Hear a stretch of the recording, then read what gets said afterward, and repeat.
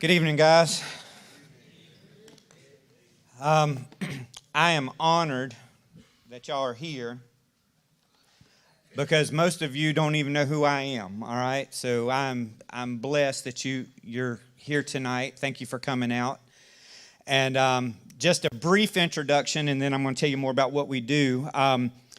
The Proactive Parenting Initiative is the name of our ministry. Brother Keith talked about Brother Randy being here. Brother Randy was my DOM as well, and I resigned my pastorate 2015 to start a nonprofit ministry called the Proactive Parenting Initiative. And within a couple months, Brother Keith had me on TV for the first time, telling folks about what we do. And we have the only weekend Christian boot camp ministry for defiant, disrespectful, knucklehead kids. That's what we do, okay? And we're going to show a video in a minute that tells a little bit more about that ministry, but I got to tell y'all about my baby boy out front. We call him Ironhide. And last year during the pandemic, we all got shut down just like everybody else did. We didn't have too many camps last year. And so we started selling barbecue to try to just raise some money to mow the grass at our camp that we have. And my son helped us get another grill, not that one, but it was a big grill to us, but we could only cook 14 slabs of ribs on it. And back in December, we did a fundraiser for a local orphanage here in Greenville, and we were trying to raise money for their staff to give them a Christmas bonus. And the staff wasn't going to get much of a Christmas bonus, so I called out to a few of my friends, in particular Dr. Jeff Craddock, who's here tonight. Jeff, raise your hand. He's back there in the back. And we got 14 smokers to show up at the Tabernacle Children's Home in Greenville to raise money to give their staff a Christmas bonus. And our goal was $5,000. That's all. We wanted to raise $5,000 to give these folks a Christmas bonus. Well, mainly because of Dr. Jeff, we raised $14,400, and we cooked 461 slabs of ribs. Okay? This year, the goal is to go over 500. Second weekend of December, Greenville, South Carolina, we're going to try to go for 500. That's going to set the record. But I wish Brother Tom was here tonight. He couldn't be here. He's not feeling good. Brother Randy, he sent me a text. I just got it. After that event, a day or two later, I called Tom Capps up. He works at our local association, and I said, Brother Tom is a liaison with the South Carolina Baptist Foundation, and they have invested heavily in my ministry. And I said, hey, do you think we could talk the foundation into buying us another grill, or buying us a grill? He said, yeah, I think you could.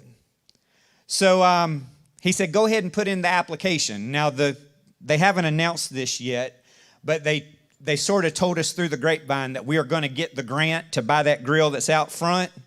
And so we went ahead and bought it because prices for raw materials are going up.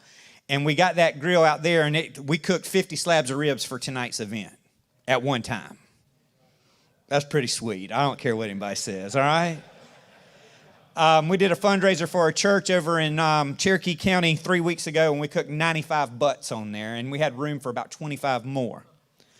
So that grill was bought so that we could go and do stuff like this. If you'll let me come tell people about our ministry and what we're doing, I'll cook for you, okay?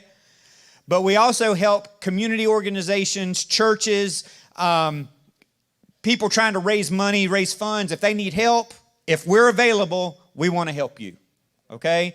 So before y'all leave tonight, if y'all need some help with some fundraising or stuff like that, get one of my cards, and if we can work it out, we want to help folks, okay? So I just wanted you to know that's the story on that grill out there. A lot of folks are saying, man, that's nice. Well, it didn't cost me nothing, okay? It is a gift, and that's what we're using it for. So who are you? What do you do? Like I said, we have the only weekend Christian boot camp ministry of its kind in the Carolinas, and most people to this day don't even know that we exist. And I'm curious, have you ever gone to Walmart and you seen some kid and you're thinking, man, I'd like to wring his neck, or if my daddy would have got a hold of that kid, okay? And the reason why these kids are where they're at, their parents don't know what to do. Okay? We are now currently living on our third and fourth, fifth generation of broken homes. And the scriptures tell us how we're supposed to model our families. There's supposed to be a father and a mother. Actually, there's supposed to be a husband and a wife. Then children come along at least 9 months later. That's the biblical way of doing things. Okay? And there's a hierarchy in the family, a father, a mother, kids. And we've got multiple generations of folks who have never seen that at home. And so we have children growing up in dysfunction. And they're a product of their environment. And we can sit back on our hands, and I'm talking to the church tonight, okay? We can sit back on our hands and we can just talk about people like that. Or we can try to help them. Because the last time I checked, we've got the answer to the world's problems. We do. So I want to show y'all a little video that tells a little bit about what we do. Hit it, brother.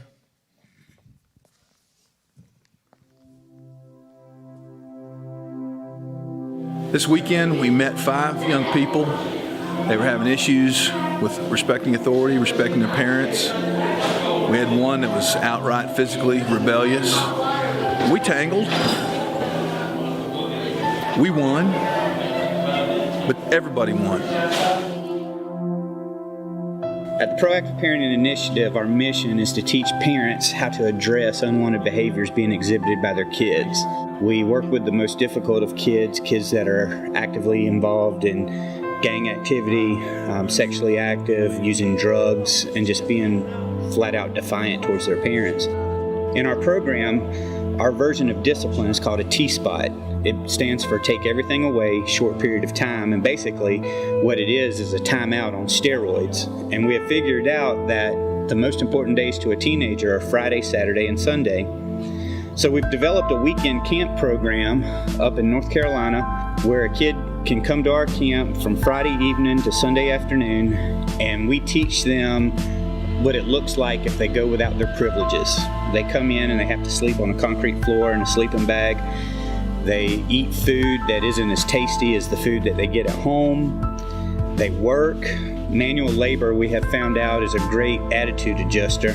They hear from folks that have gone through similar experiences and had to live with the consequences of their bad decisions. And these folks come in and share their testimonies and share how Jesus Christ changed their life. And we also give them a clear presentation of the gospel. It's our goal to see heart change at our camp. This video that you're watching right now is our very first camp. We had 5 kids come through. Our goal for our weekend Camp T-Spot is to teach kids that they need to have a respect for God, a respect for authority, a respect for others, and a respect for themselves. It is our belief that if a young person is respectful, is hardworking, and can read and follow instructions, they can accomplish pretty much anything they want to here in America. What our greatest accomplishment for this particular weekend was seeing repentant hearts towards their parents. We also want to see these kids appreciate what their moms and dads do for them at home. And in the video, you see the kids hugging their moms and apologizing for their bad behavior. So this is our version of consequences, and if a parent needs some extra help and would be interested in our program, it's called Camp T-Spot. You can go to our website, www.proactiveparents.org, or give me a call at 864-320-4844. I'd love to tell you more about our program. It was terrible. You better be good, or if you come back, then it's going to be terrible. If I come back, I'll be a volunteer. Hopefully not a camper. Probably the tree when we had to carry the logs. That was terrible because I had to pick all the big ones up.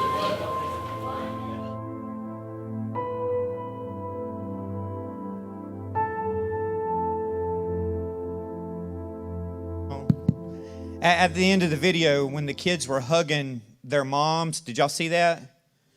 Did you notice who wasn't in the picture? There weren't any dads there. Close to 25% of the kids growing up in America today grow up in fatherless homes. Okay? And if dad's not there, who's fulfilling his role? Have you noticed how confused young people are today about life, about the world? I mean, we didn't have kids when I was growing up that didn't know if they were a boy or a girl. Are y'all with me? Kids are confused. And it's sad. So because of what I deal with, we teach parenting classes, parenting seminars, parenting conferences. I do a revival meeting that's focused on the family. Okay, I can't say focus on family because I don't want to steal Dr. Dobson's thunder, all right? But I've got a passion for what we're doing here tonight. Okay? Men's ministry is dying in our churches. And in most of our churches, okay, and I'm not talking about his Vineyard tonight because y'all are doing it right, Brother Keith, all right? But I'm going to talk about every other church in the community. I'll talk about Lake Cooley, Church of Lake Cooley, because Brother Gary's here. His pastor's not here tonight, and he should be here. So if he's watching the live stream, Brother Mark, you should have been here. Men's ministry. Do you know most churches we go, who's the first thing we focus on going after? Children. If you get the kids to come to your church, you've got like a 30% chance of getting that family to come to your church. And if you get mom, you got like a 40% chance of getting that family to come to your church. But if you get dad, 90% chance of getting that entire family plugged into your church. Okay? But our money goes towards the kids' ministry. And right now in America, in our Southern Baptist churches, 90% of the children that grow up in your children's program, in your youth program, after they graduate high school, you want to know where they go when they walk out that front door? They're not coming back here. And I used to think, I mean, most of the churches I get to speak at are the smaller churches, okay, where there's a bunch of gray heads and no hairs in the audience. And I used to think that was just the problem with the small country church. But you want to know what I found out? I was conducting a parenting program at one of the mega churches here in Greenville County. And I asked the youth pastor one day, I said, hey man, how big's your youth group? He said, what department? I thought, whoa, aren't you special? I said, middle school. He said, we got 500 kids in our middle school program. I said, high school. He said, we got 100 kids in our high school program. I said, college and career. He said, it's non-existent at our church. Okay? So guess what? The mega church has the same statistics that the smaller church has. And they're fighting the same battle. They just got bigger crowds. We're losing the 18 to 30-year-old crowd across the board. Across the board. And if you follow social media, you'll get the experts arguing on there all day, and I just sit back and watch. Because everybody's got an opinion. But I got the mic tonight, so I get to share mine. Everything that the pastor and the youth pastor and the Sunday school teachers do is supposed to complement what mom and dad are doing at home. Okay? It is not the pastor and the youth pastor's job to raise your children. It's our job. And it's dad's responsibility to be the head of his home. But the problem is people don't know what that means. Okay? So, We are passionate about men's ministry, and because there's a need for it, all right, me and some of my guys got together and we said, we need to start something. And so I got another video I want y'all to see. Hit it, guys.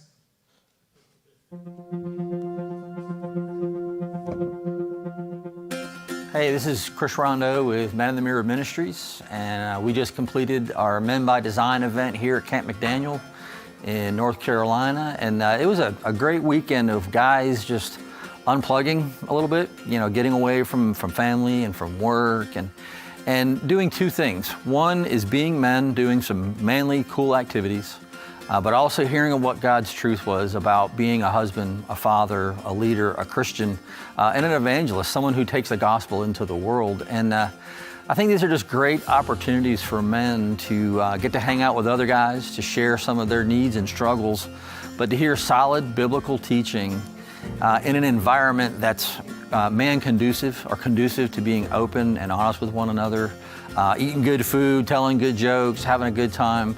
But more than anything, it's just about getting real and down to the basics of our faith of who are you, what's your mission, what has God called you to, and be bold about go ahead and doing it. So I just want to encourage anybody, just for a weekend away, 2 days, some good food, some good activities, find out who you are and what plan God has for you. Hey, I just want to say it was a really great weekend this weekend. I really learned a lot about men's ministry and how individually we can be our own person, but still come back and be a team. And really feel like if men's ministry isn't kind of rejuvenated, then we're going to lose our church and our families.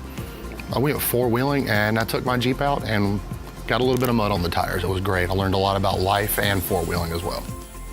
At Men by Design, we've created a weekend men's retreat where men can come and hear some great preaching and teaching from the Word of God. We have some fantastic food. We've got some of the best cooks on the planet. But the one thing that sets us apart than most men's retreats are the activities that we do. You're going to see in this video a group of guys that went striper bass fishing. They went out shooting skeet and clays with shotguns. We had some guys go off-roading in their Jeeps. And we're just creating an atmosphere and a weekend conference where men can come and hang out and meet some new brothers and be encouraged and get to see where irons can sharpen some iron.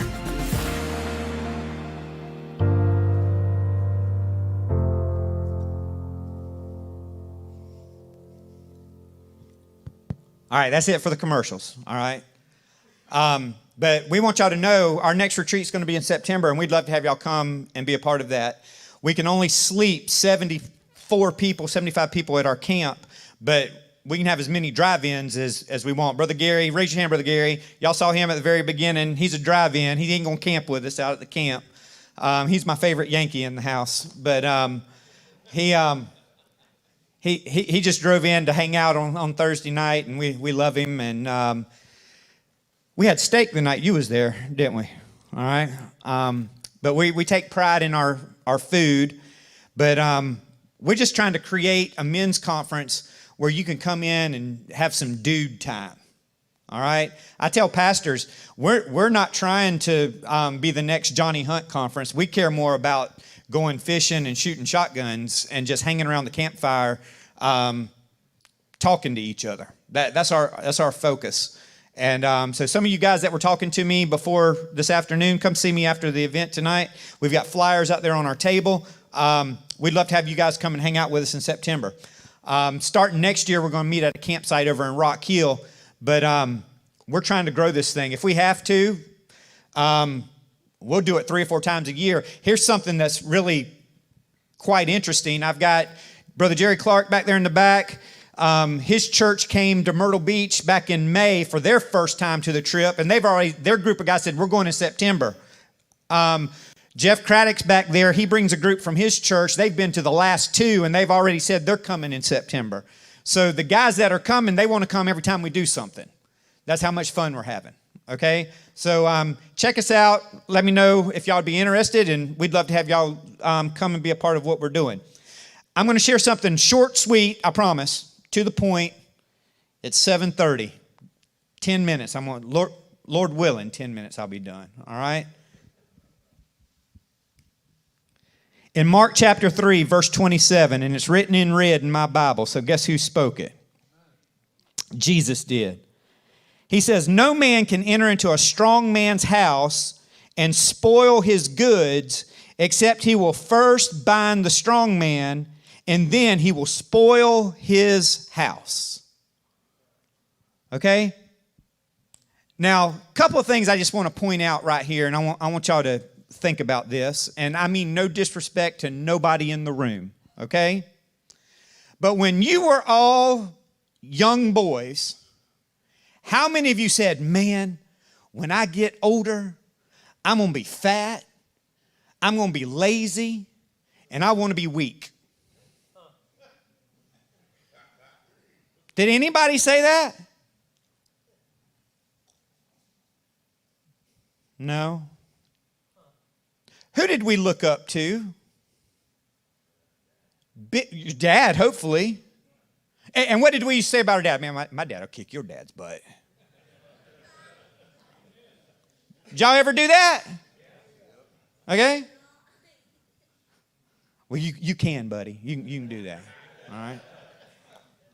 Your dad can kick my butt, I promise. He's bigger than me. We used to talk trash on the playground. But no, I mean, the people we looked up to were big, strong, tough guys. Pro wrestlers. Football players. Okay? That's who we looked up to. But what has happened to men in America? It's sad. But Jesus is saying here, in order to go in and mess with a strong man's house, you got to tie him up. Okay? And I've been chewing on this all week, okay, because I've preached this message a few times. As a matter of fact, Brother Keith heard me preach it like my very first time preaching it.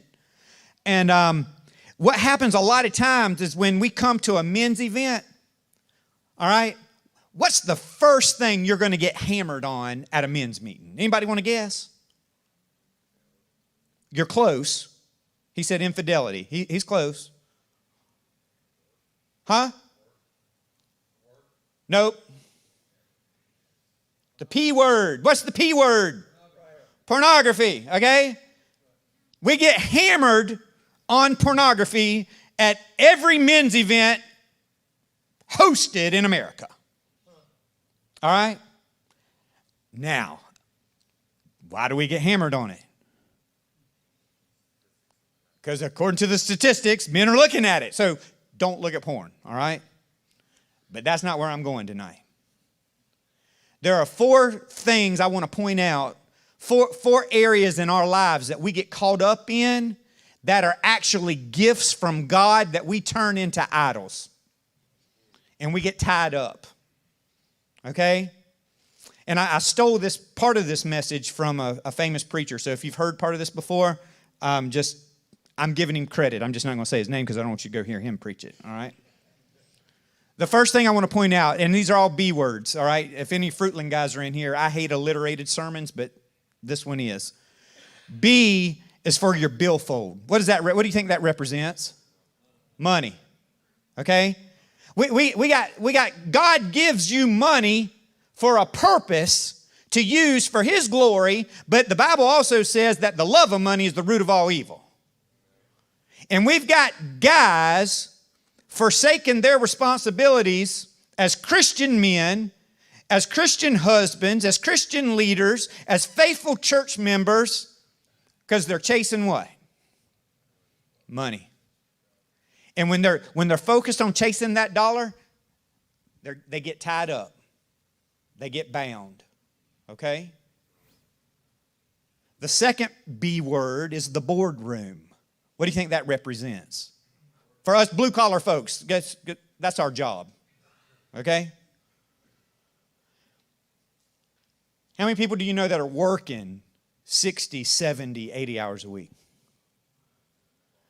And not by choice. Or not out of, they're not forced to. They're doing it because they like working. Do y'all know there are some people that like to work? Okay? There are some people, their identity is in their job. And that job will take you away from what you're supposed to be doing for God and for your family. And what we deal with kids that are defiant, disrespectful, with bad attitudes, a lot of times it's because their parents are working all the time and they ain't got no time for them. Let me chase this rabbit just for a second.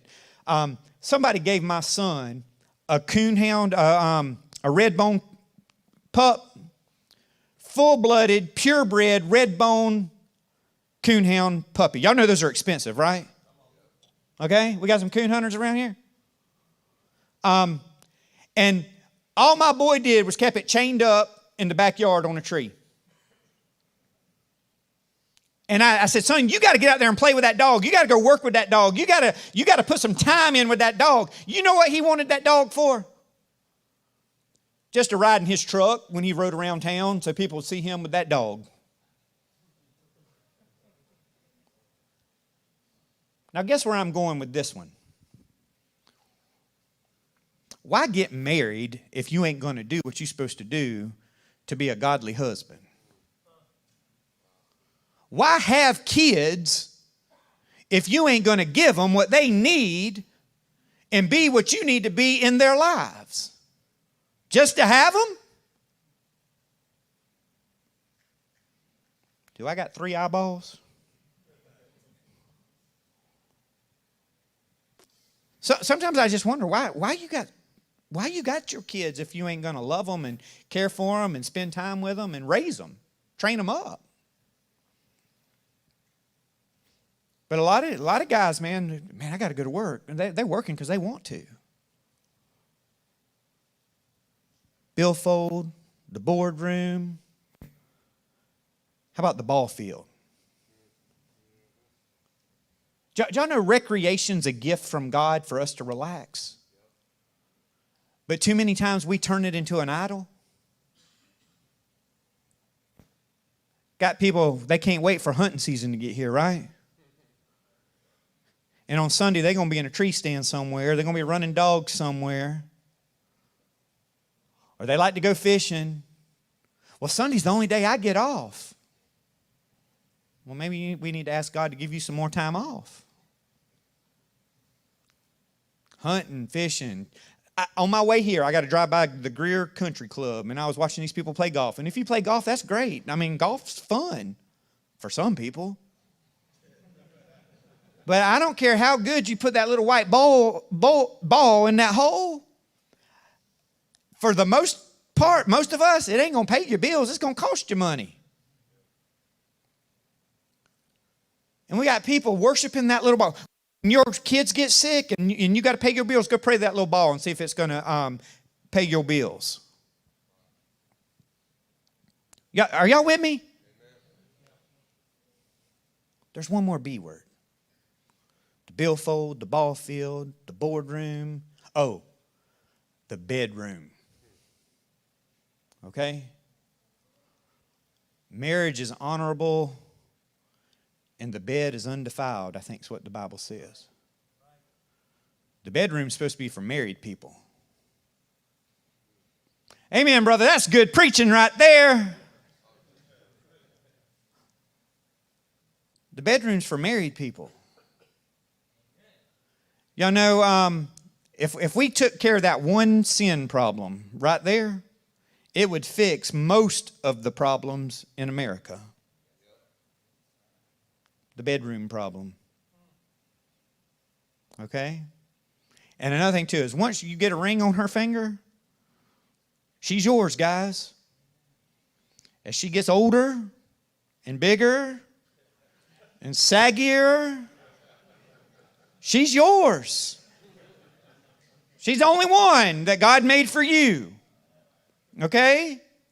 And so when you're in your 50s and your secretary's looking hot and you want to run off with your secretary, how come older guys never run off with women at the nursing home?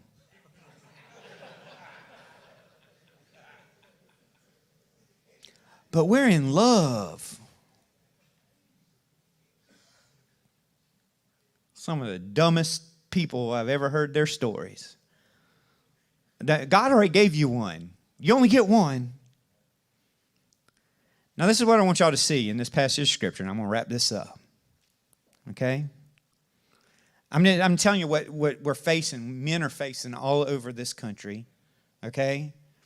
We're not involved in our communities because we're tied up with life. Come here, Brother Keith, I need your help. Just hold this for me. We're tied up, okay? We can't get involved in our communities. We're not involved in our churches, okay? We're bound. We're not doing what we're supposed to be doing as husbands and fathers. Come over here, brother. I'm tied up, okay? And I know, like I asked earlier, who wants to be strong? Who wants to be a strong man? But we've got strong men all over this country that are bound. Are y'all hearing me? And because we're bound, look at what it says. It says that our house will be spoiled. Now see, what do we think about when we say that? We think we're going to lose our stuff. We're going to lose our stuff in our house. We're going to lose our truck, or we're going to lose our bass boat, or our four-wheeler. We're going to lose our wives.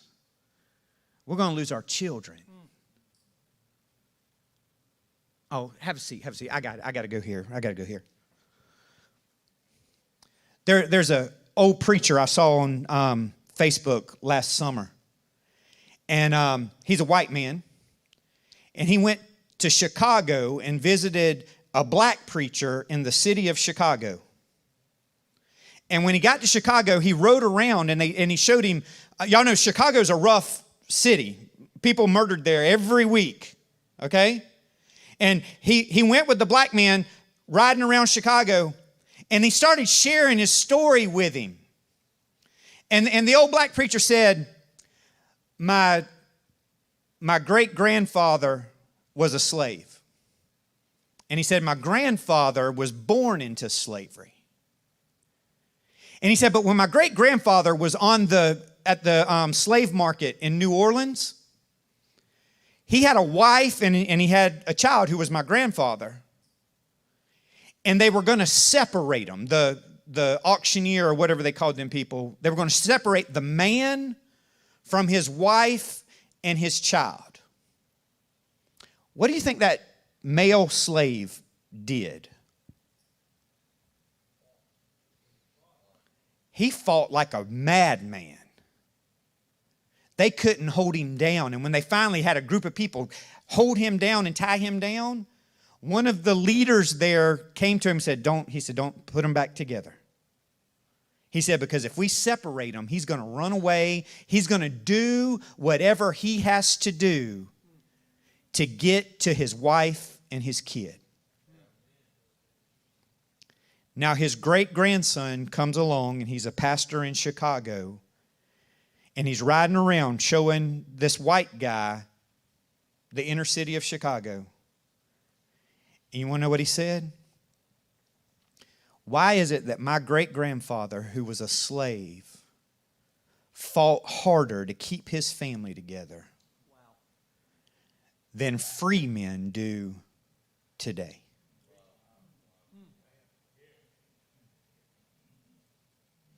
Chew on that, guys. So we're bound up. We're tied up. And when you're tied up, there was some big old dude, I don't know where he is. He helped us carry some meat in tonight. He helped Brother Jerry carry some meat in. He had big muscles. All right? I wouldn't want to tangle with him. All right? That's you, ain't it? Was that you? All right? I don't want to mess with him. He'd hurt me. But you want to know something? If he's tied up, he can't stop me. And we got men that are tied up. So what do we do? Now I want y'all to get this. Here's the message, and I'm done. When you're tied up, and this is what we as men refuse to do, And we're losing our homes. We're losing our churches. We're losing our communities. Okay? We're losing our kids. Because we're tied up. And you want to know what we refuse to do? Would someone help me? You can't fight. You're tied up. We refuse to ask for help.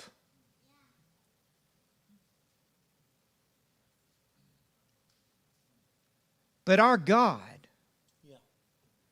saw us in our mess. And if we would call out to Him, Jesus can break any chain, guys. Hallelujah. Hallelujah.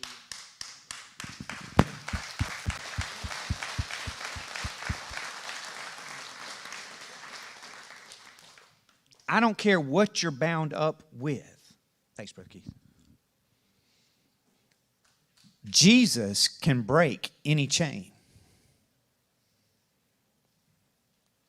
The porn, the anger, the bitterness. You work too much. You're focused on money. Your recreational hobbies. Whatever. Jesus can break your chains. And also, look around you. We also refuse to ask our brothers for help.